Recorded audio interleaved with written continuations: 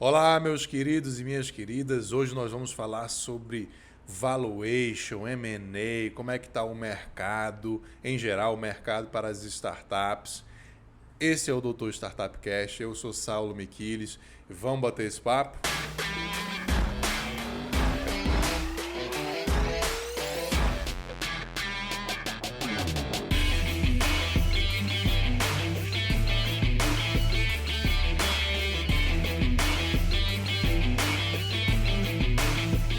Agradecendo aí então aos nossos apoiadores, Miquiles Tavares Advocacia Empresarial, Cotidiano Aceleradora de Startups, a nossa querida Facilite Contabilidade. Estamos aqui com o querido Samuca.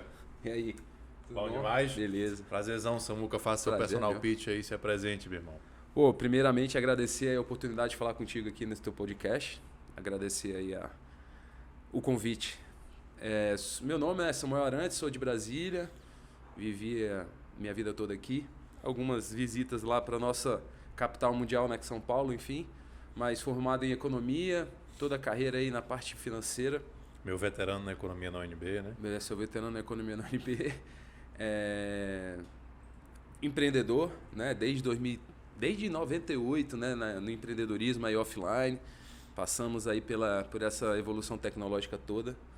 E eu gosto de me descrever como um economista financista, especialista em investimentos, com muita bagagem em empreendedorismo. Então, participei da criação da Cotidiano Livraria, primeira livraria 24 horas de Brasília. Depois abri uma cafeteria, né, uma rede de cafeterias. Depois fui do time fundador e diretor financeiro da Cotidiano Aceleradora. E abri aí minha consultoria econômica chamada IES Finanças, justamente para ajudar outras pessoas a fazer estruturação financeira em si, fluxo de caixa, capital de giro, fazer treinamento, né, de equipes financeiras, fazer treinamento de equipes de venda. Então, toda esses operacionais, muita mão na massa, né? Eu gosto de me definir também assim. E no meio de 15, e isso que me trouxe a esse mundo, né? Participar da jornada lá da Cotidiano Aceleradora, eu fiquei na companhia durante 4 anos. A gente, nesse percurso, subiu um FIP, né? Um Fundo de Investimento e Participações. Que não é nada mole, não, né? Bem complexo. Mas a gente conseguiu. Essa aí foi uma tarefa árdua que vocês conseguiram. Pô, subir um FIP Capital Semente, né? Foi. Logo após a primeira regulamentação, não foi isso? E foi o primeiro, né, no país. O primeiro FIP Capital Semente do país. Pô, essa aí... Tudo remando contra, mas a gente conseguiu reduzir custos e tal, enfim. Uma jornada bonita aí. Fez investimento em 40 empresas. E essa jornada da Cotidiano me devolveu ao meu propósito, né? Eu gosto de falar isso. Porque eu fiz economia para trabalhar no mercado financeiro e no mercado de capitais. Acabou que eu fui empreender com livro. Depois eu fui empreender com café. E aí comecei a voltar ao propósito com a IES, começando a fazer consultoria econômica financeira. E aí com a Cotidiano eu venho de vez aí para o propósito, trabalhando na indústria de Venture Capital, que é a indústria de M&A, né? É um nicho da indústria de M&A, que é a indústria de fusões e aquisições. E estamos aqui agora, falando com você, ajudando outras pessoas aí que querem iniciar seus negócios nessa vertente mais financeira, mas também com a visão de vendas, de hands-on, filosofia de como empreende. Eu acho assim, um grande aprendizado do empreendedorismo é assim, quando você está numa empresa, numa corporação, demora as coisas a chegarem a você em termos de responsabilidade. No empreendedorismo é a sua cara a tapa toda hora, né? Então, toda você hora é você responsável por tudo. Por tudo. Você bate o escanteio, vai cabecear. Deu problema com o contador, é você que resolve. Deu problema com o funcionário, é você que resolve. Estourou o cano da sala que você tá. Você que resolve. Então, esse lance de muito mão na massa.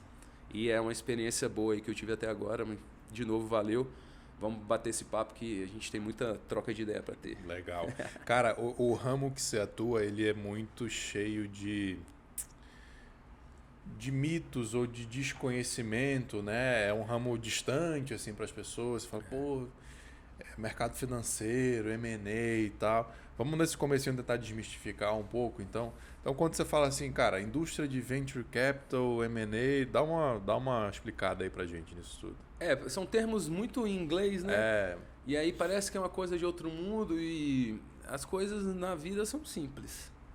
Se a gente se deparar com algo complexo, é que ou estão querendo vender mais caro pra gente, ou estão falando pra gente não entender mesmo. E aí você fica como, não entendi, mas vou seguir, né? Enfim. Então, Venture Capital, eu gosto de fazer essa analogia, porque é o capital aventureiro no conceito da palavra, porque o Venture tem uma vertente que fala que ele vem de adventure. Então, o venture é aquele capital aventureiro em termos de conceito, de palavra semântica, né? Mas a verdadeiro significado seria capital empreendedor. Então, é a indústria que financia o risco do início de uma empresa. E ele se colocou, essa indústria, né? Ela se colocou como a financiadora das empresas de tecnologia. Mas toda isso lá atrás, lá atrás, lá na década de 1930, né? Estados Unidos, porque nasce nos Estados Unidos se preparando para uma guerra, a Europa pipocando lá na guerra, muita coisa mal resolvida da Primeira Guerra Mundial, que faz a Segunda Guerra vir, e aí em 1930 tem esse investimento de risco em empresas de tecnologia, e isso virou a indústria que é hoje. Então, Venture Capital é a indústria que financia o risco. E hoje o maior risco é a empresa de tecnologia, mas se a gente for abrir uma livraria e tem um financiador, a gente poderia colocar que ele é um venture capitalist, ou um capitalista, né? Um empreendedor que vai financiar esse risco de abrir uma livraria, vamos supor, em 2022, com tudo sendo digital. Você fala assim, esse cara é louco. Mas não, ele está tomando esse risco porque ele entende que ainda tem um nicho a ser explorado, enfim. E o M&A, ele é uma sigla de Merge and Acquisitions, né, em inglês de novo, que no português é fusões e aquisições, e a indústria de combinação de negócios.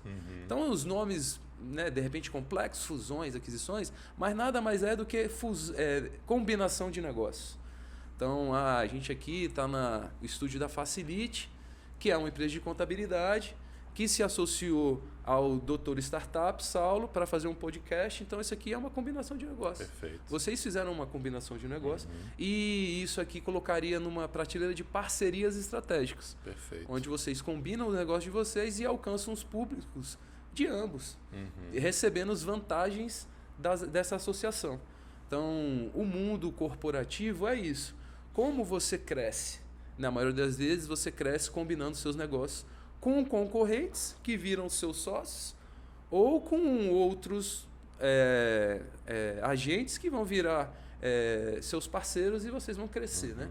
Então, uma indústria que financia o risco, Venture Capital, e outra indústria de combinações de negócio, M&A, e eu diria que o Venture Capital está dentro da indústria do M&A. Legal. Ele alimenta os M&As, né? E aí tem um lance interessante, cara, adorei a tua explicação, né? O Samuca é super professor também. Você não falou que é professor, né, cara? Não falei, tanta coisa aí. Pois é. Mas dei aula de marketing, dei aula de comércio internacional, dei aula de tecnologia, né? Que a gente dividiu a cadeira lá no IESB da descoberta, que é um processo de você achar um negócio, né? Sim. Processo de descoberta. E dei aula de M&A também. Show. Tem muita coisa então pra passar. Dá para ver a didática aí do Samuca. Você já vê que o cara é professor. Gostei muito da tua explicação. E eu tava ouvindo um podcast ontem ou anteontem de um cara chamado Chico Musnick, que é mais da minha área, né? Um super advogado de M&A, referência. Legal. E ele, quando vai definir M&A, ele fala exatamente isso. Estratégia. M&A é uma indústria de estratégia. Quando uma corporação olha para outra e vê sinergia estratégica e fala assim, vamos nos juntar.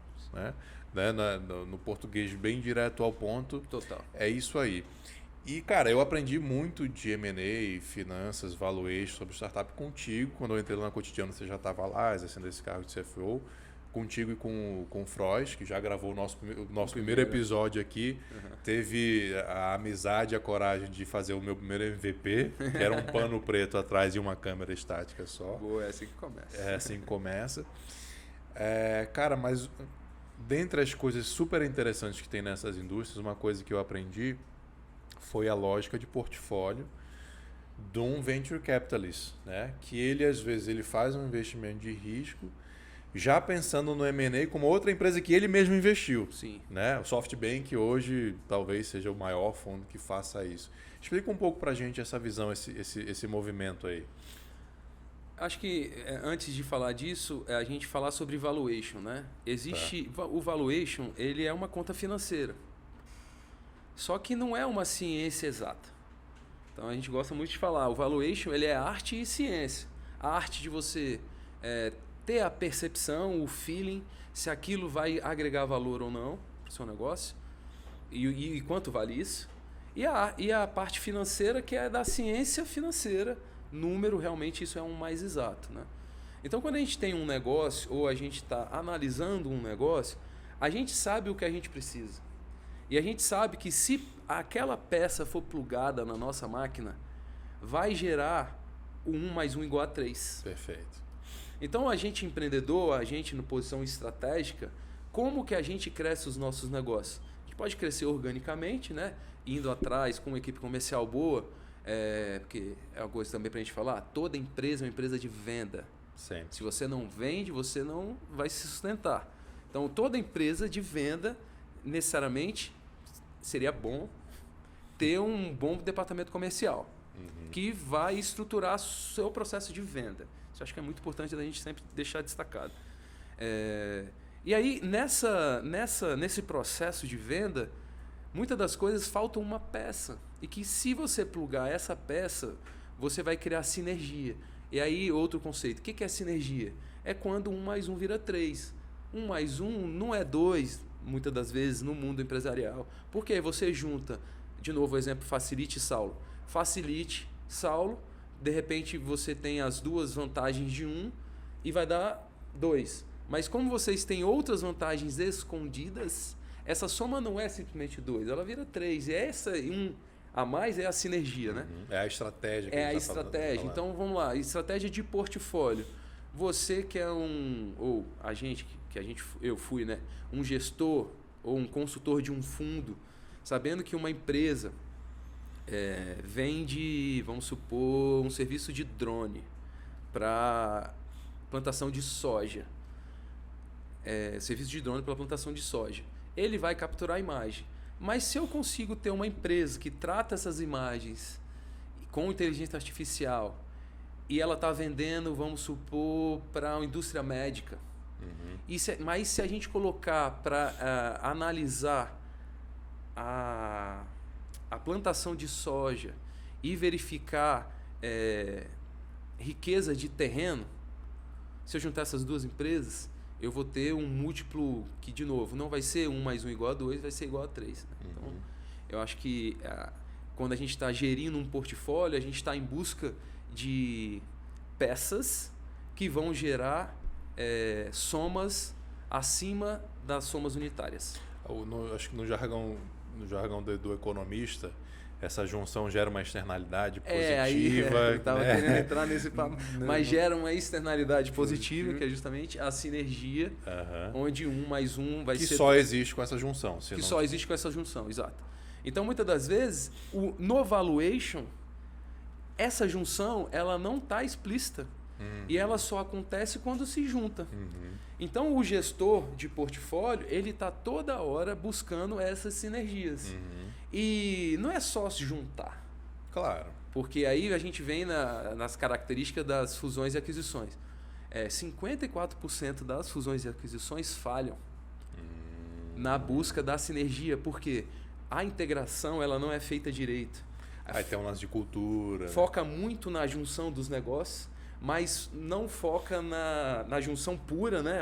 A empresa aqui, as aqui, vamos juntar. Mas não foca na integração, que aí é o que tu traz. Cultura, pessoas. De repente uma cultura é mais permissiva, outra é mais rígida. Como elas vão se conversar, como elas vão se integrar.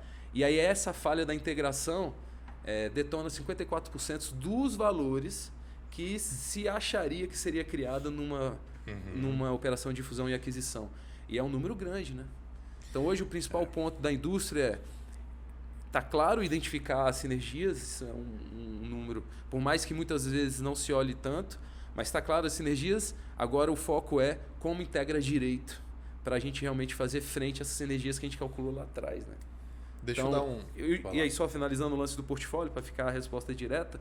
Então, quando a gente está numa estratégia de portfólio querendo aumentar valor, a estratégia de procurar empresas que vão nos proporcionar isso é o que vai fazer sucesso no longo prazo.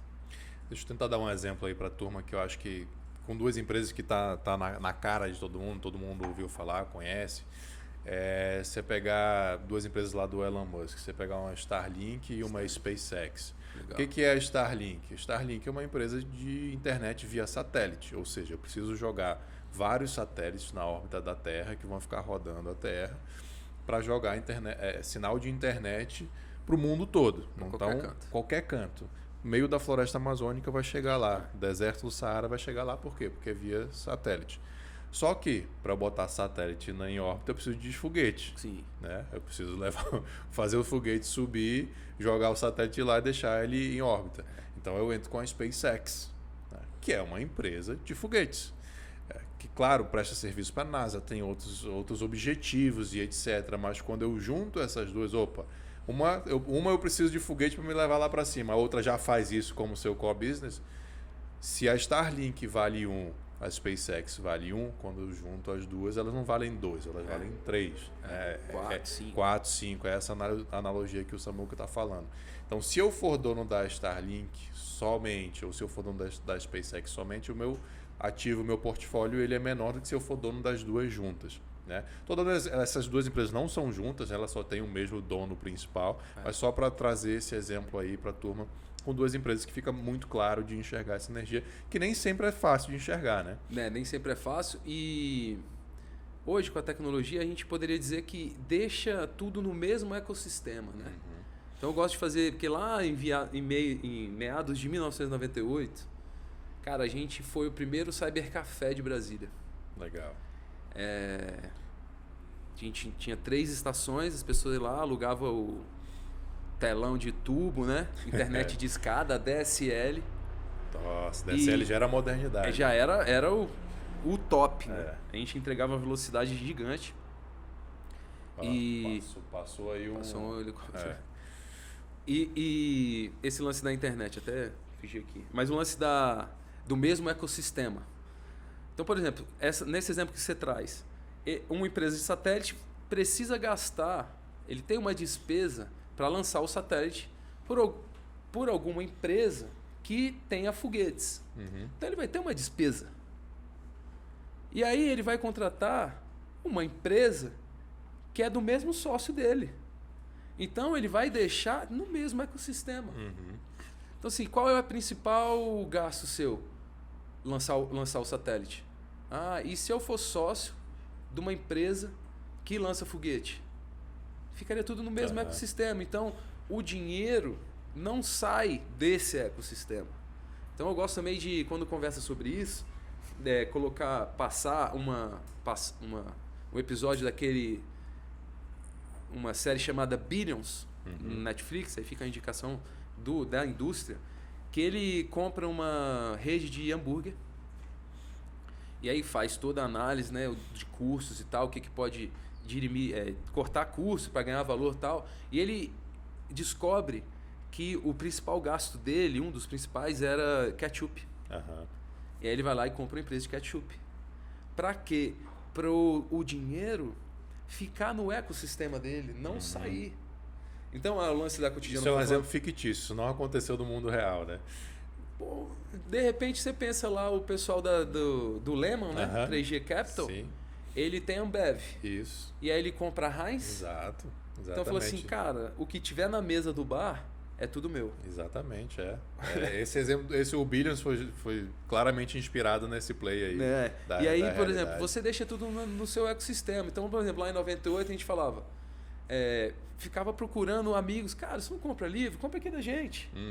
Aí tinha amigo que comprava, tinha amigo que não comprava. Mas assim, já que vai gastar dinheiro, gasta com a rede de relacionamento. É o que a turma brinca de transformar a despesa em receita. E esse é o grande pulo do gato da indústria. Né? Porque, imagina, a gente lá, gestor de fundo, tinha uma empresa que gastava com inteligência artificial, exemplo. E se tem uma empresa no portfólio que tem inteligência artificial, por que o dinheiro não fica no nosso ecossistema? Então, a tecnologia hoje em dia propiciou isso. Lá atrás também propiciava, mas hoje ficou mais latente. E você tendo o dinheiro rodando no seu ecossistema, esse dinheiro vai multiplicar. Porque o mercado paga isso. Sim. Não é porque ele multiplica de bobeira, não. O mercado paga. Sim. Então, não tem por que não extrair valor disso. E essa é a grande sacada. Parece, de novo, quando tu falou, né? Parece que é uma indústria que é muito longe, parece que está fora do afegão médio, né? Vamos dizer assim, do brasileiro médio, mas está acontecendo toda hora. Eu brinco isso muito com o direito, aí puxando a mensagem, eu falo isso para meus alunos. As startups trouxeram o direito societário, o direito empresarial, que era algo longeão, né? Longe, altíssimo nível de M&A e tal, pro afegão médio. Total. Né? Pro brasileiro médio, a mesma coisa da indústria de M&A. Era uma coisa que você via assim lá no jornal, distante, coisa de bilhão. Agora você está fazendo M&A de dezena de milhão. Com um cara que montou uma startup há 2 anos atrás e trouxe para cá agora, né? Mas vamos ver o nosso café aí, chegou. Chegou o café. Café na prensa francesa. Aí. Chegou fazendo barulho o café. Cara, é que eu fui ouvir um áudio ali fora e esqueci de abaixar o volume. Obrigado. Né? Valeu. Vou deixar É Flowins? É Flowins. Flowins. Aqui sempre Flowins. Então, nós do portfólio, né? Uma empresa que era investida nossa lá no Cotidiano, eles investiram também. Eles bebem café a rodo aqui. Vamos comprar de quem foi investido também. Exatamente. Gerando receita para eles, por mais que aqui seja despesa, mas está gerando receita para o mesmo grupo, né? E estamos aqui dentro da Cotidiano, vamos fazer questão de falar que o café que está sendo servido pelo nosso Gabriel aí na prensa francesa é da Flowins, uma startup de café, flowins.me. Show de bola. E aí é justamente, fizemos na prática aqui a estratégia de portfólio. Exatamente. Samuca, essa linha que você falou, uma das grandes dificuldades das startups é captar, né? Fundraising e tal, etc. Não quero entrar muito deep nessa história, mas capturar disso que você falou, uma dica pro fundador lá da startup. Cara, estuda o teu investidor, teu potencial investidor, vê se você não apresenta uma lógica de portfólio para ele, uma sinergia para ele, né? Sim. Então, dentro da tua indústria que você já faz, de repente você sabe que o cara já investiu em uma outra empresa que tem uma sinergia com você, já bota no teu pitch. Sim. Né? Tô errado? Não, é isso. Eu acho que o investidor escolhe o investido e a vice-versa. Ela também é verdadeira. Então, o investido, ou a empresa que está sendo investida, escolhe o seu investidor. Na verdade, é muito mais isso do que o contrário, né? Porque é uma relação societária, que nem você falou. Que isso veio para a baila agora. Então, por exemplo, eu cresci ouvindo que ser sócio é ruim. Não se associa com ninguém, ter sócio é que nem casamento, é ruim pra caramba. Aí o sócio, que muitas experiências ruins, né? Dos nossos pais ou próximos dos nossos pais. E eu particularmente, não digo pros outros, eu ouvi crescendo isso. Sim, acho que muita gente, a maioria. Também. E que acaba que isso cria uma mentalidade, já entrando numa filosofia, vamos nessa, de que ter negócio é ruim. Sim. E aí o nosso processo educacional forma empregados. We don't need no education, né? The Wall lá, Pink Floyd. Então, a gente é educado para ser empregado. A gente não é educado para ser empreendedor. E a gente ouve essas histórias da família e fala, não vou ter empresa não. Então, quando esse modelo da startup, ele começa a se massificar e é colaboração muito mais que competição, é bom ter sócio, é bom ter mentor, partnership. Então, começa a mudar a cultura. Sim. Então, eu acho que por isso que essas questões de M&A societário também vem pro massificado. as pessoas ficam mais abertas a esse tipo de risco e essa mentalidade, com a mentalidade de que errar não é tão ruim, porque tem uma frase, acho que não sei se é do Kobe Bryant, assim, falhar não existe. Não existe você falhar. Porque no outro dia você pode fazer de novo e aprender com o erro. Então ele fala assim, the fail is not exist. Assim, eu vi esse vídeo até ontem. Assim, não existe falha, existe aprendizado. Não existe erro, existe aprendizado. Ou eu ganho ou eu erro. E no erro é aprendizado. Então, essa mentalidade de startup, que eu vi o podcast do Juvencio, né? Ele fala assim, no mundo corporativo você tem que ser o melhor. No mundo da startup, você se permite errar, tem mais colaboração, ele fala isso. E é justamente isso. E a vida fica mais leve. Vou botar o podcast do Juvencio aqui, que foi o anterior, sensacional. E, cara, nessa tua filosofia que você está falando, a gente está com um filho pequeno, né? Diferença de idade... 2 dias. 2 dias. Do meu mais velho para a tua. E a gente vê isso nessa idade dos moleques, né? Ele mexe em tudo. E ele faz um monte de besteira na nossa visão. Mas eu tô olhando ali um serzinho um cientista que está aprendendo tudo. Quer dizer que se eu puxar essa tomada, o negócio sai. Pô, o adulto olhando assim, pô, não faz isso aí, é errado. Não, eu estou aprendendo que se eu puxar, sai. E que se eu enfiar de novo, ele volta. Tudo é aprendizado, né? Você falou isso, eu falei assim, cara, meu moleque lá, ele tá, a cada microsegundo, ele tá aprendendo isso. Mas aí a gente vai crescendo, vai criando uma cultura de que não pode mais errar, de que falar errado você vai passar vergonha, errar isso passa vergonha. E aí vai criando um ser humano embrutecido, né? E para quem tá achando isso muita viagem, que o Samuca falou, do lance da escola cria empregado, cara, dá uma gulgada aí no YouTube, como que foi criada a escola lá na Revolução Industrial. Para pensar como uma escola é uma linha de montagem. Que todo mundo tem que sentar em fila, todo mundo tem que aprender a mesma coisa, do mesmo jeito tem que responder a mesma coisa. Se a prova é feita para responder A e você não responde A, você está errado. Cara, é tudo certinho. E ali você tem 40, 50 crianças e adolescentes que são diferentes. Né? E aí você trava essa criatividade, enfim. Então, é o modelo industrial que a gente viveu, né? Que vem mudando agora. Enfim, acho que a humanidade vai caminhando para as evoluções. Mas, de novo, né? Agradecendo o que a gente teve, mas entendendo como pode melhorar, né? Então tem como melhorar. É isso. Cara, por que é tão difícil fazer valuation para startup? É uma premissa da ciência financeira, que é uma das partes do valuation, né? Então, uma parte é arte, outra parte é ciência financeira. Base em caixa e base em crescimento. Então, você vê, a startup tem R$3.000 de faturamento no primeiro mês, ou 0. Vamos botar um exemplo de 3 mil. Aí, no segundo mês, 3 mil de novo. No terceiro mês, 1.000. Opa, e ela tá lá, mas ela tá lá testando. Ela tá no digital, testando, outros públicos, outras plataformas e tal. Daqui a pouco, outro mês vem para 30. Aí eu pergunto, quem é o doido, o analista financeiro, que vai colocar um crescimento de 10x de um mês para o outro? Ninguém. Então essa é a dificuldade. Então imagina uma startup começar um ano faturando 10 mil por mês e fecha um ano faturando 200 mil. Isso é possível na economia digital. Total. Porque é o crescimento exponencial. Aí você fala, cara, eles cresceram 20x de 10 mil para 200 mil em 12 meses. De novo eu faço a pergunta, qual analista vai pôr isso numa planilha? Não faz não sentido. Vai pôr.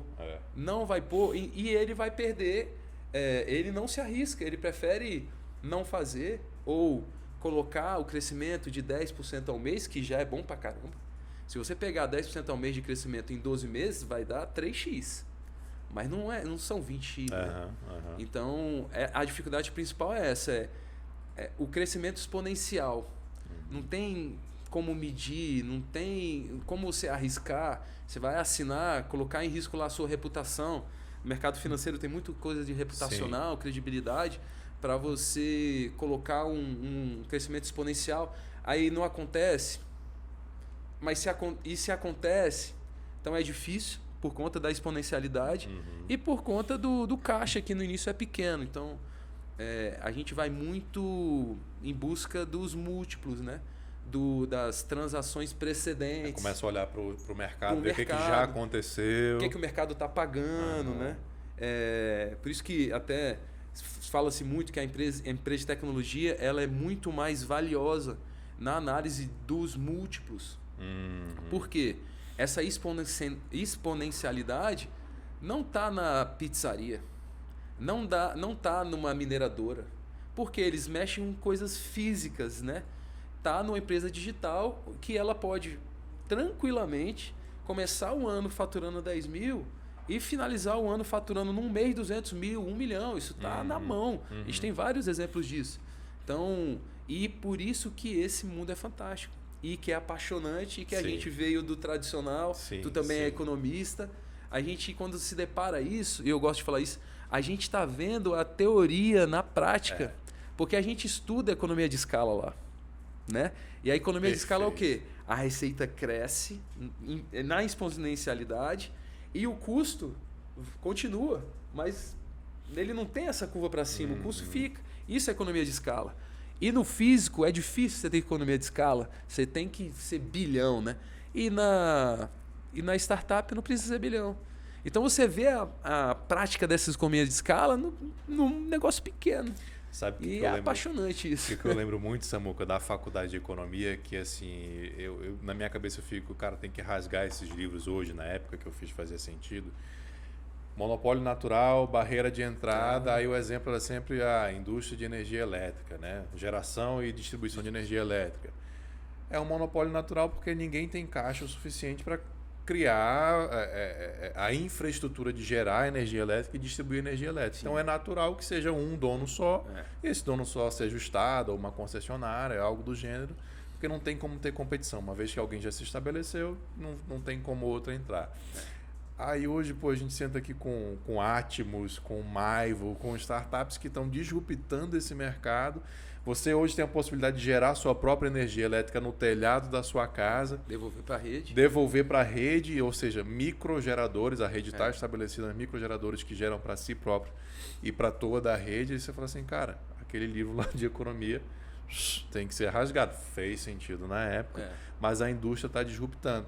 E eu trago isso para os profissionais de valuation, né? Eles aprenderam de um jeito. É muito difícil você desaprender, né? É muito mais difícil que aprender, é desaprender. E aí você tem uma reputação, você tem uma credibilidade, você foi criado num lance de que você não pode errar, né? E aí o sentimento natural do ser humano nessa hora é ficar na defensiva. Total. Então ele começa a criticar. Mas essa startup não vale, isso é modinha, isso é bolha. E aí isso chega no afegão médio, já na manchete do jornal, a startup tal foi avaliada em 150 milhões de reais, aí o cara vai olhar na mas ela está faturando 100 mil. Como que uma empresa que está faturando 100 mil vale 150 milhões de reais? Por quê? Porque o Venture Capitalist já enxergou o crescimento exponencial, já enxergou a estratégia, portfólio. Ele viu que, na verdade, não é que ela está faturando 100 mil, é que 3 meses antes ela faturava 10.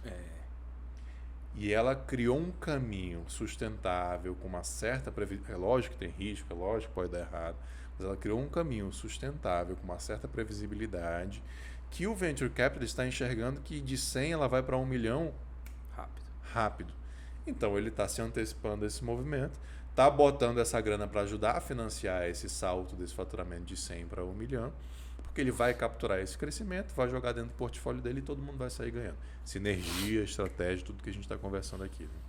E quando uma empresa descobre um canal de crescimento e esse canal, essa empresa consegue mostrar por A mais B que ele foi validado, cara, não tenha dúvida, o investidor ele vai botar o dinheiro. Porque o investidor, e essa é uma coisa até como mensagem para os empreendedores, existe muito mais dinheiro disponível do que projeto bom.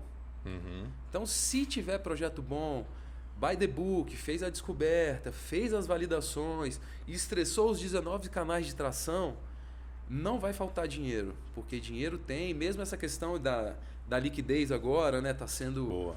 ficando um pouco mais restrita, porque no Brasil a gente saiu de 2% em março do ano passado para 12,75 em maio agora. Selic. A nossa taxa básica de juros. Então, aumenta o preço do dinheiro. O juro é o preço do dinheiro. Nos Estados Unidos, eles estão lá com taxa negativa, mas vão aumentar também. Então, isso vai restringir a liquidez. E tem uma preocupação do mercado que como que as empresas vão se financiar com essa restrição de liquidez. E aí eu vou responder o que eu sempre respondo. Para projeto bom, nunca vai faltar dinheiro. Vai faltar dinheiro para projeto que é ruim, que o empreendedor só faz um PPT, ele não estuda o mercado do jeito que tem que estudar, não estuda o investidor, que nem você falou antes, do jeito que tem que estudar. Cara, o investidor está investindo em inteligência artificial, exemplo. Cara, eu sou um SAI, sei lá, outra área. Não vou falar com ele. Não vou falar com esse investidor. Vou perder o meu tempo e o dele. E o dele. Mas, né, assim, não tem por que eu falar. Então, é importante um mapeamento tanto do investidor. Aí eu falo por mim. Quando a gente vai fazer uma tese de investimento, que a gente subiu o fundo, né, em 2017, a gente tinha claramente os setores que a gente ia investir e as tecnologias que a gente entendia que eram habilitadoras daqueles setores. O empreendedor é a mesma coisa. Cara, quais são os fundos, os investidores que estão investindo na minha indústria? Vale a pena eu falar com eles? Eles investem só em empresa a partir de 1 milhão e eu tô faturando 500 mil. Fala com ele. Cara, olha só, eu tô faturando 500 mil, mas pô, você me permite ficar enviando meus reportes, meus dados aqui trimestralmente? Porque eu vou dizer para você, em 6 meses eu estou faturando 1 milhão e eu vou entrar no seu radar. E cara, se você prometer que em 6 meses você vai estar faturando 1 milhão e em Entrega. 6 meses você faturar 1 milhão, esse cara vai te ligar. Ganhou muito ponto. Ganhou muito ponto com o investidor, porque mostra claramente que tem uma meta, que está planejado na meta, que está planejado alcançar a meta e que entrega. E que você já tem uma previsibilidade, né? Que você está falando. O teu canal de aquisição ele já está ali. Então, não vai faltar dinheiro para projeto bom. Cabe ao empreendedor fazer esse projeto bom. Então, se apresentar para o investidor uma estrutura clara de um canal de crescimento e que se você colocar 1.000, volta 3.000, que é o 3x, né? Não vai faltar dinheiro. Queria explorar um pouco mais essa questão aí da liquidez, né? Só dando um contexto, a gente está num momento de crise econômica mundial, Covid, guerra na Ucrânia e tal. Do ponto de vista histórico, a gente está passando por um grande momento de uma grande turbulência mundial. Isso reflete no preço do dinheiro, reflete um monte de coisa, né? Mas aqui para a gente, preço do dinheiro, as taxas básicas de juros começam a aumentar, o dinheiro começa a sumir do mercado, que é o que o Samuca está falando, começa a faltar liquidez. E a gente estava numa linha que a indústria de venture capital, startups, tinha dinheiro a rodo. Galera investindo em PowerPoint, o empreendedor que estava mais ou menos ali se demonstrando um bom cara, a galera estava botando grana. É claro que isso está dando uma retraída agora. Mas a turma que conhece um pouco mais, como o Samuca sempre falou, cara, dinheiro tem de sobra, o que falta é empreendedor. E alguns empreendedores ficam chateados com isso, porque eles não conseguem captar dinheiro, dizem que é difícil, etc. Que o investidor é ruim. Que investidor é ruim, enfim. São duas indústrias, as duas precisam uma da outra, mas ainda tem uma falta de encaixe aí, uma rusga. Então, tem esse lado. O que a gente está vivendo agora? A gente está vivendo essa retração de liquidez, em que a gente está vendo investidores, aceleradoras, Y Combinator, a turma toda soltando cartas para os seus investidos, falando assim, é hora de gerir muito bem o seu recurso, porque vai ficar mais difícil captar. João Kepler soltou essa também, é hora de buscar o break-even, né? Então a gente tinha muito dinheiro para queimar, mesmo sem a startup estar ali, a startup não está no vermelho, está no prejuízo, mas investia, vamos testar, vamos validar. E a tese da turma agora é que isso vai ficar mais difícil de acontecer e que as startups que estão no break-even, estão pagando os próprios custos, elas começam a ficar mais atrativas. Então, esse é o contexto. Por outro lado, a gente lá no grupo Portfólio da Cotidiana, a gente mandou essas cartas e tal, e teve comentários lá assim, cara, para mim nada mudou. Captar sempre foi difícil, break-even sempre foi algo que é desejável. Então, assim, a gente tem desde... Sempre foi difícil captar e vai continuar difícil. Do ponto de, cara, você está dizendo que dinheiro não falta e não consigo captar. E no meio desse ajuste, como é que você vê esses dois extremos, o ajuste? Tem outra coisa também, o economista aprende muito bem que a economia não é uma linha reta. É um ciclo. É um ciclo e sempre tem ajuste, sempre tem sobe, desce. No longo prazo é uma ascendente, mas ela é assim no curto prazo, né? Esse lance do ciclo é legal mencionar porque... E aí volta esse contexto de liquidez restrita. A gente está vendo hoje o final do ciclo que começou em 2012. Então, o ciclo da indústria ele é de 10 anos. Uhum. Então, a gente está vendo muita saída. Né? Em 2021, a gente teve recorde de transações na indústria. 2022 também começou assim, agora deu uma refugada a partir de março e tal. Mas é o final de um ciclo e começo de outro. Então, os fundos que foram formados em 2011, 2012, para investir em empresas, venture capital, lá em 2011, 2012, eles navegavam taxa de juros de 10% também. E com uma tese clara, foram captar recursos com institucionais ou com bancas grandes, captaram fundos, investiram nas empresas e estão saindo agora. Então, esse frenesi que está rolando, nada mais é que saída de fundo. Aí só que o grande barato dessa indústria. Quem tá tendo lucro, os fundos que estão tendo saída, que tiveram... Pô, a gente está... Até 2016, quando a gente começou a Cotidiano, o Brasil não tinha nenhum unicórnio. Hoje a gente está com mais de 20. Então você imagina 20 empresas que permitiram aos seus investidores iniciais ou intermediários terem 10, 20, 30x de retorno. O que esse investidor faz? Ele põe de volta o capital, põe de volta algum X desses 10x e ele reaplica na indústria, reiniciando o ciclo de 10 anos. Então o que está acontecendo hoje? Inícios de ciclos que eles vão... que é uma plantação, que nem uma plantação normal, onde capta dinheiro, investe nas empresas e vão colher daqui a 10 anos. Então acho que tem muito disso também. A gente está no final de um ciclo e início de outro, porque os ciclos são de 10 anos. E o ciclo no Brasil está assim mesmo, 2011, 2012, finalizando 2021, 2022. Agora a gente tem um novo ciclo iniciando, 21 e 22, que vai terminar em 31, 32. A indústria de Venture Capital e Private Equity, são duas indústrias irmãs assim, elas funcionam em ciclos de 10 anos. Então a economia, ela também funciona em ciclo de 10 anos. Então tem o pico, no pico você vende. Tem o fundo, e no fundo você compra. Só que na nossa... isso é contra-intuitivo. Porque no intuitivo todo mundo está comprando. Vamos comprar. Mas na verdade é para vender. É o comportamento de manada. Né? É para vender. Aí tá lá no fundo, todo mundo está vendendo. A gente vai virar Venezuela, Argentina. Compra.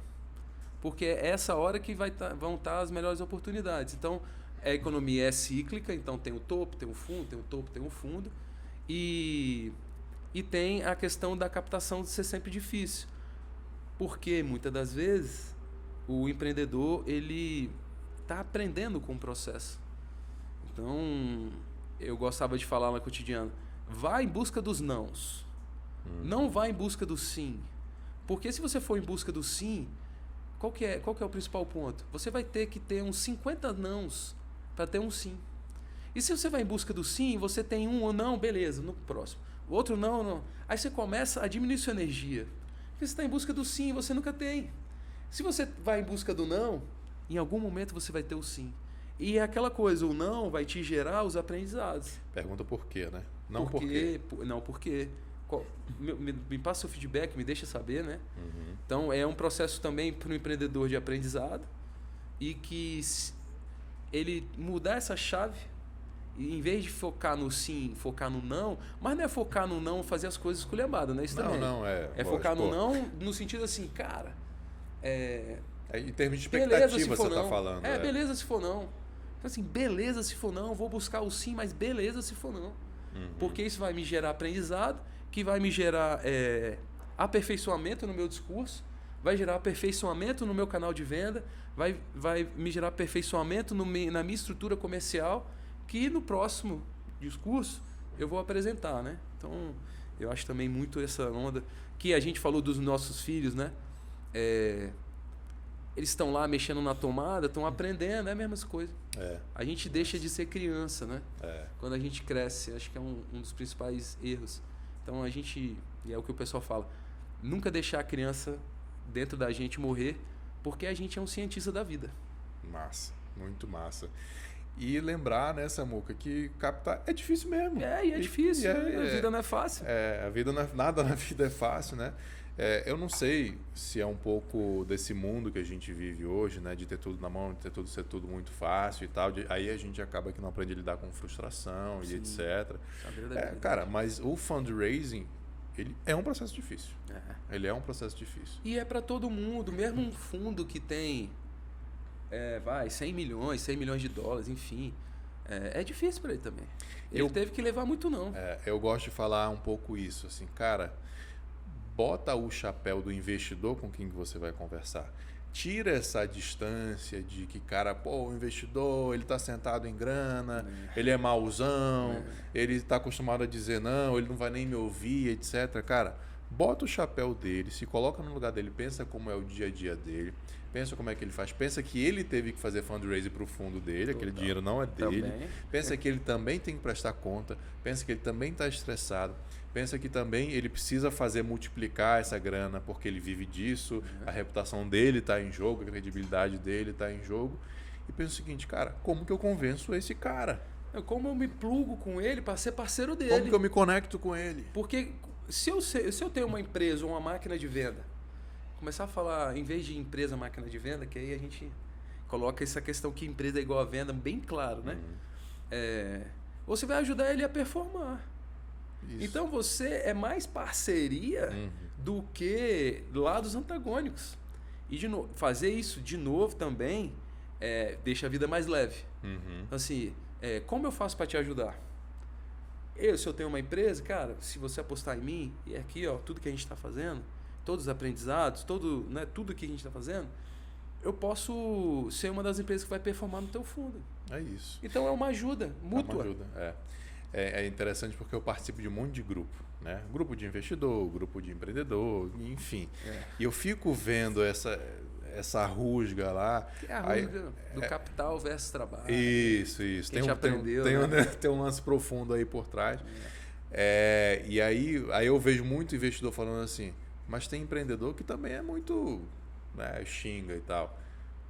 Porra, tem ser humano para todo lado que é ruim, que é mau caráter, que é picareta. A gente não pode pegar a exceção, como vai ter investidor que é picareta, que é chato, que é babaca também e tal. A gente não pode pegar a exceção e jogar para a regra e vice-versa. É se entender, se conectar, porque no final das contas, um precisa do outro. E são parceiros, são parceiros. São sócios. Exatamente. Então, entender o investidor como um sócio. Exatamente. E aí a gente aprender como a gente tem sócios. Porque assim, aqui num casamento, aí o pessoal fala, casamento, que nem casamento, é difícil sair de um sócio, mas o grande lance, até do casamento, mas qualquer relacionamento que eu vejo, é como você resolve as divergências. Isso. Então, se você resolve bem suas divergências, tá tranquilo. Só que muitas vezes o que acontece? A gente fica procurando sinergias. Muitas das vezes, a sinergia está na divergência. E aí, como a gente aprende a resolver as divergências? Não tem ser humano igual um ao outro. Tem complementares, né? Tem relacionamentos que são bastante divergentes, mas que conseguem tratar bem essa divergência, ter fórum adequados para as divergências, e é natural e é saudável ter divergência. Agora, o principal ponto é como a gente resolve as divergências. Não grita. Respeito. Acho que na parte corporativa é criar uma instância de um conselho, onde você possa ter alguém independente, onde tem lá um lado, o outro, e alguém independente para ajudar algum ponto de divergência que de repente, como está ali, né, fica insolúvel, e tem um independente que pode ajudar. Mas em tudo na vida, é como a gente resolve as divergências. E eu acho que não é diferente na indústria de M&A e Venture Capital. E nas empresas. cara, a gente não vai pensar igual. E é como a gente... E que bom. E que bom, puta, muito bom agradecer isso. E como a gente resolve as divergências. Isso é outro também, para mim, né? Aí, dividindo a experiência, foi uma mudança de fase. Tipo, que nem joguinho mesmo, foi para um outro nível. É uma maturidade que a gente ganha nesse game todo, né? Eu tô há 20 anos nessa, mais de 20 anos, quase 25 anos nessa seara. E muita emoção. Então, não tem, né? Corporação evitar ter emoção e resolver as divergências nos fóruns adequados. Acho que é o principal ponto também. Tem uma questão que eu enxergo, Samu, que de um exemplo que você trouxe no começo da nossa conversa, aquele exemplo de todo mundo cresceu ouvindo falar que ser sócio é ruim. Mas por que todo mundo cresceu isso? Porque o ser humano tem um viés de só olhar para o negativo. O teu pai, o meu pai, o tio, o primo que te falou isso, ele esqueceu os outros 100 casos que ele viu darem certo. Ele focou no que deu errado e ficou botando medo ali, botando medo. Porque eu conheço o fulano que deu errado, então nunca faça isso. Mas peraí, os outros 90 que você conhece que deram certo, você esqueceu de mencionar. Né? Aí, me trouxe isso que você falou assim, do relacionamento, né? Seja de cônjuge, seja corporativo e tal. Cara, o relacionamento, para mim, ele é 90% de coisa positiva. Mas a gente esquece.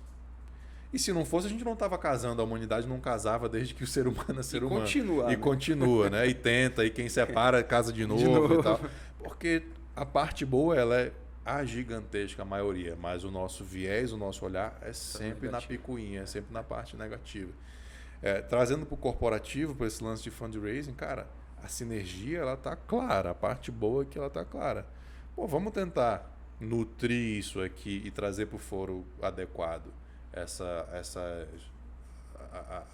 a divergência, resolver a divergência, mas, cara, com foco no positivo, velho. Também Né? Isso perde, é um viés do humano, né? Focar no negativo. E é um aprendizado dessa indústria, né? E aí, como a gente nasce, aprende também, acho que nossos pais protegem a gente de fazer coisa errada, enfim. Então a gente tem muita questão do erro na cabeça, né? Volta a história do errar é ruim, não pode errar, etc. Isso é um avanço. Eu acho que essa indústria, ela de tecnologia principalmente, né, que a gente está bem arraigado nessa indústria, é uma indústria de errar e aprender. O esporte de errar e aprender, acho que ficar mais claro, porque a vida fica mais leve. Aí eu falo isso por experiência própria. Acho que fui muito focado em evitar errar, claro.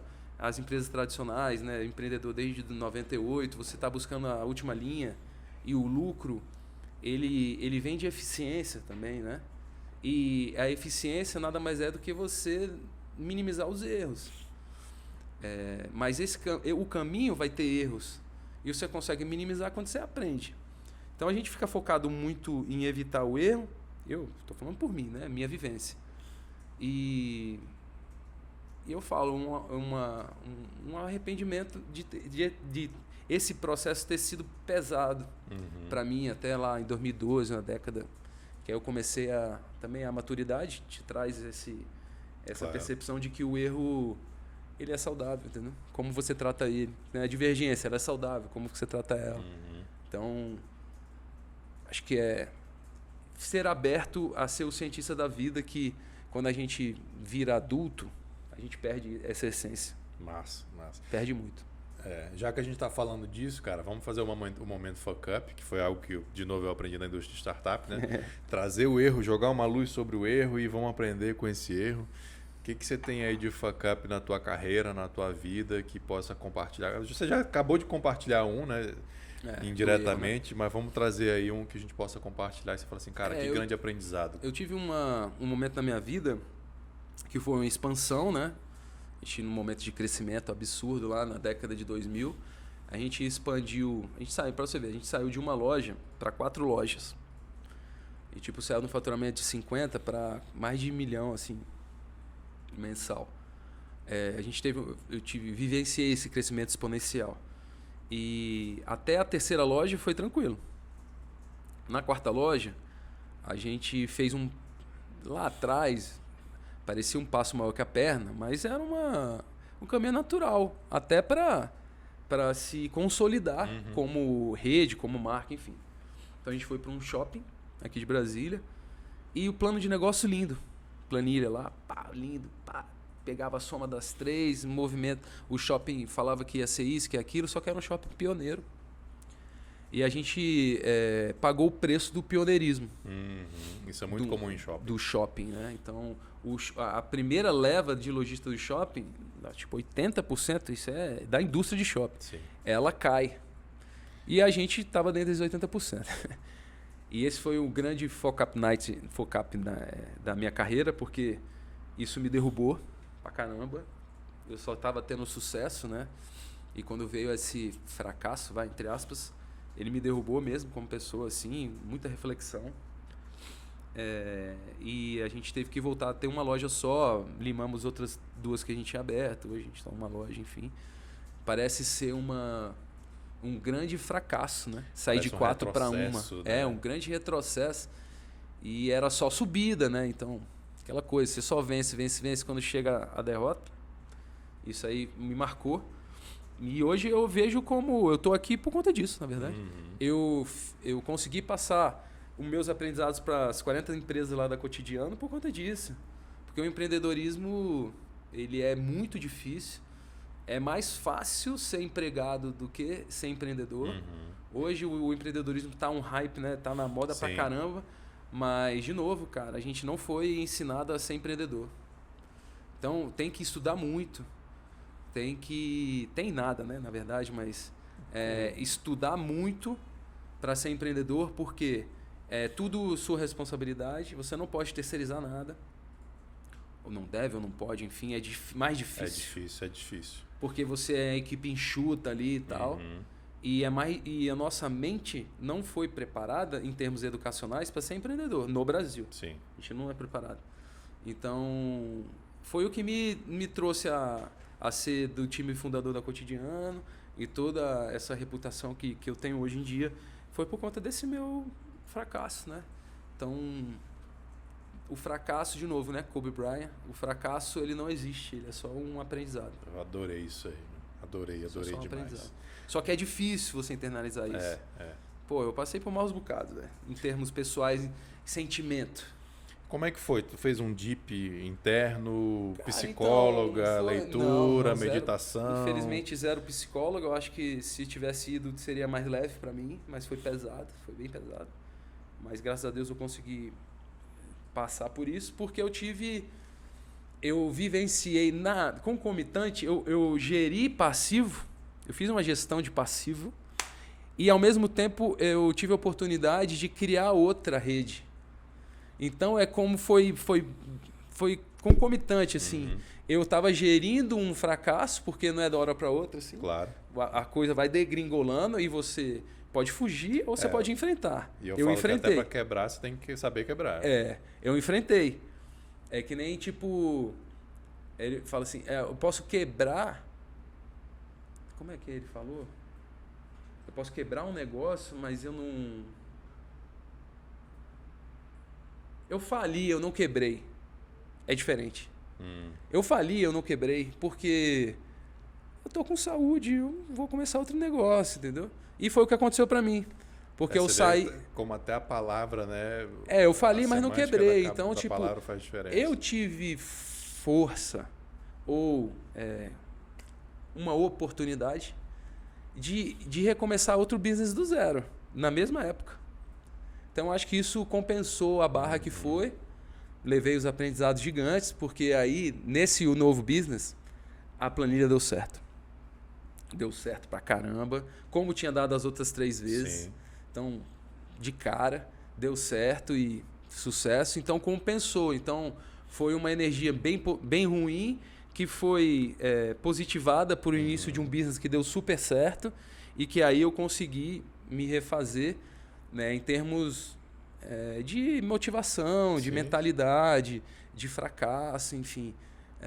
São sentimentos que afloram quando acontecem, né? Então, eu só estou aqui por conta desse fracasso. É muito duro você levantar da cama com essa sensação de fracassado, né? Cara, o mais duro é o andar para trás. Então, pô, você tá na subida, Aí você acordar falando assim, cara, eu tenho que andar para trás. Eu tenho que sair de 4 para 3 lojas. Eu tenho que sair de 3 para 2. Eu tenho que sair de 2 para 1. De novo, é contra-intuitivo. Porque no intuitivo é para cima, né? Compra, expande. E aí, na verdade, fazendo o caminho inverso é uma habilidade que eu tive que criar na tora, né, que a gente chama, na raça. Porque ninguém me ensinou isso. Na época não tinha mentor. Então, era muitas conversas com amigos próximos e o Freud, chama de Dedeco, né? Dedeco, ele foi um parceiro nessa minha jornada, a gente era bem junto já. Ele me ajudou bastante em termos, né, dessa parceria que te ajuda dando a mão para te levantar, né? Enfim. Mas é isso, eu acho que em termos de financista, né? Em termos de financista, eu tenho a habilidade do positivo e do negativo. E como gestor de fundo, que é o que também como eu me coloco, conseguir passar essas dores para os empreendedores e eles aprenderem com o meu erro, para eles não viverem. Isso é incrível. Então, acho que é isso que... Esse lance da mentoria, do give back, até dessa nossa conversa aqui, pô, isso é incrível, né? Acho que isso aí que é o ponto. Outras pessoas não precisam passar pelo que você passou. Que o grande lance é aprender com os erros dos outros, né? Essa é a verdadeira sabedoria. E eu tive isso, sabe, Saulo? Tipo, um conhecido de um amigo tinha loja em shopping e falou: Samuel, não faz isso por conta disso. É início, o cara tinha experiência. Eu falei, não, eu vou passei nessa. pela mesma coisa que você Meu passou. plano de negócio tá redondo aqui, cara. Aí eu, não, vou nessa. Aí ele falou, massa, você vai ter que viver isso para aprender. Ele me falou isso, eu lembro até hoje. Eu tava lá no Pátio Brasil, ele falou assim, então vive isso para você aprender. Aí eu quebrei, aí eu falava com o pessoal lá do Bar da Brahma, antigo Bar da Brahma, com o Mauro também, o cara que me ajudou nesse sentido. Aí eu falei, pô, Mauro, quebrei, tô malzão. Ele falei, pra que ficar malzão? Você vai quebrar várias vezes ainda. Eu falei... Aí na hora eu falei, porra, cara, que viagem que esse cara tá falando pra mim. Eu tô aqui fudido, me lamentando com ele. O cara fala que eu ainda vou quebrar mais vezes ainda. Aí eu, no bar lá, né, tal, e fui pra casa e falei assim, se eu vou quebrar mais vezes, por que eu tô nessa? E aí foi. E aí começa a se recuperar e aí veio a oportunidade de abrir uma nova rede, que é a cafeteria que eu tenho até hoje. E isso foi sucesso e arrebentamos e felizão. E é só gratidão. E aí você entende por que hoje a indústria de startup de venture capital valoriza o empreendedor que já quebrou. Total, porque ele passou por essa dor, né? Porque ele tem esse aprendizado aí absurdo. Vamos trazer o livro? Eu trouxe esse livro aí, o livro que mudou a minha vida mesmo, assim. Li esse livro em 2018. Ray Dalio, Princípios, né? E Ray Dalio é top 3, ele é um dos 3 maiores gestores de fundo do mundo. E ele fala nesse livro aí de vida e trabalho, né? A gente falando aqui nos bastidores, o Saulo falou, cara, eu pensava que esse livro aqui era de... Valuation. De finanças e tal, não. Princípios de vida e de trabalho. E aí, por um acaso, não estava marcado, tá? E aí, engraçado, olha o que ele fala aqui, ó. Reconheça como superar os desacordos. Que é o que a gente mencionou aqui, né? Não existe acaso. Né? Então, eu acho que isso é uma estrutura que a gente batia pra caramba lá nas startups que a gente investia. Era board, conselho, mensalmente board, e eu quero ouvir o ruim e o bom. Então, qual que era a nossa pauta? Começar falando o que foi ruim no mês, o que foi bom, quais são as métricas, né, os indicadores, o que foi, e o que a gente podia ajudar. Essa era a nossa básica, nossos conselhos lá. E muito era o lance de o que está ruim. Porque é no ruim que tem os maiores aprendizados, né? E aqui nesse livro a gente fala justamente isso. Ele fala esse lance do desacordo, né, que a gente falou agora, mas tem dor mais reflexão igual a progresso. Então, cara, é um livro... Você que é empreendedor, vale muito a pena ter esse livro, eu aconselho demais a ter. Show. E aí um papo que tu teve com o Juventus, que tu falou também, não, teve com o Garan, que tu falou no bastidor, que era investir em pessoas legais, né? Gente boas, com um bom coração, né? Eu perguntei pro Garan, vou botar aqui o episódio dele. Garan, investidor anjo e tal, qual que são os critérios para você investir? Ele falou lá os critérios técnicos, né? Valuation, mercado, chance de retorno e tal. Ele falou, pô, mas o empreendedor tem que ser gente boa também, né? O cara tem que ser gente boa. Tem que ter uma conexão, pô. Nesse mundo de finanças, planilha, tecnologia exponencial, o humano continua fazendo uma baita diferença. É o que o pessoal fala, a tecnologia traz de volta para a gente ser humano. Exato. Porque aquelas situações de trabalho que são repetitivas, elas vão ser robotizadas. Então a tecnologia não vai substituir o humano, ela vai fazer libertar. Com que a gente fique mais humano ainda. Exatamente. Né? E aí dentro disso que tu falou, o coisas. que o livro tem aqui também? Dê especial valor a pessoas honradas e capazes. É isso. Que é muito do que ele fala no livro aqui. Então esse livro é muito, muito bom. Ele mostra aqui como toma decisão, alguma estruturação de tomada de decisão. Pô, já estou empolgado para ler. Estruturação de... Aqui ele fala, ó, lembre-se de que as fraquezas não importam se você encontra soluções.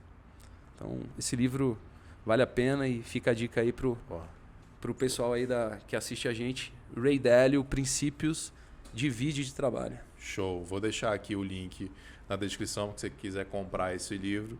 Já deixo o link aqui na descrição. Lembrando que se você utilizar esse link para comprar o livro, você vai estar ajudando o nosso canal. O canal, a empresa, todo esse movimento Doutor Startup que eu estou fazendo aqui, ele precisa ser sustentável. Total. Né? Tudo tem custo e tal, então a gente precisa disso, da ajuda de vocês para cumprir a nossa missão. Aproveitando isso, cara, aproveita para curtir o vídeo, para se inscrever no canal, clicar no sininho, compartilhar esse papo com o Samuca super rico. Se você aprendeu alguma coisa, se você se sentiu tocado, se você vai usar uma lição daqui para a sua vida, se você enxergou algum valor em assistir esse vídeo aqui com a gente, ou se você está no Spotify em ouvir isso aqui com a gente, cara, se inscreve, compartilha, porque é a forma que você tem de retribuir para a gente. Se você está ouvindo no Spotify, se inscreve também no YouTube. Se você está vendo no YouTube, também vai lá para o Spotify, se inscreve lá também e ajuda a compartilhar isso aqui, porque o que a gente está trazendo aqui é experiência, riqueza de vida, conhecimento que hoje, por conta da tecnologia, a gente tem a possibilidade de multiplicar isso. E eu já agradeço demais aqui o Samuca por ter vindo abrir aí o kimono da vida dele para a gente. Falar, né, desde do mais frio da planilha até o mais quente da dor do ser humano. Do sentimento, que é importante também. Obrigadão, cara, demais. Show. Bom sempre contar contigo. Já aprendi muito contigo, estou aprendendo mais. Se despede aí da turma. Pô, valeu, Saulo, valeu aí, valeu o pessoal aí do back office também. Eu gosto sempre de falar assim, a gente, nessa correria, empreendedor, a gente tem muito o que passar. Pô, eu já estou com 42 anos, 25 anos de empreendedorismo, então muitas felicidades e muitas agonias, né? A agonia, antes a gente escondia. Hoje em dia, ela tem que ser, de novo, não tem nada, mas exposta justamente para ajudar as outras pessoas. Então, eu acho que esse trabalho que tu faz de podcast, de canal no YouTube, tudo que tu tá tocando, né, nesse lance da junção, a advocacia, empreendedorismo, acho que é fantástico, né? Sempre te admirei. Obrigado, realmente nessa questão lá desde 18, 19 que a gente bate um papo. E agradecer a oportunidade de passar, porque eu gosto de falar pra caramba. Se a gente pudesse falar aqui 2 horas, tá aqui falando. Depois a gente marca outro, e é isso. E agradecer mesmo o espaço. Espero que o pessoal goste. A gente está falando muito de ajudar e de cooperar. Então, quando um fundo investe numa empresa, os dois estão se ajudando. E quando a audiência toca no teu sininho e dá o like, também está te ajudando. Sim. Porque isso vai fazer com que você alcance mais pessoas, né? Um conteúdo rico desse realmente alcançar mais pessoas e a gente conseguir fazer diferença na vida de mais pessoas. Acho que esse é o propósito. Obrigado novamente. Valeu. Obrigado, turma. Valeu, turma da Facilite. Miquiles Tavares Advocacia Cotidiano. Valeu.